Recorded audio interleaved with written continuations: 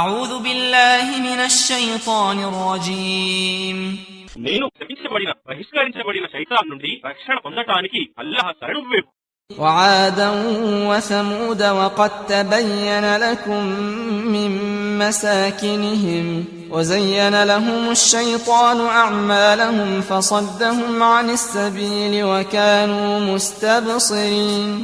మరియు వాస్తవంగా ఆద్ మరియు సమూదు జాతుల వారి విషయం, వినాశ విషయం మిగిలిపోయిన వారి నివాస స్థలాల నుండి మీకు స్పష్టంగా తెలుస్తున్నది.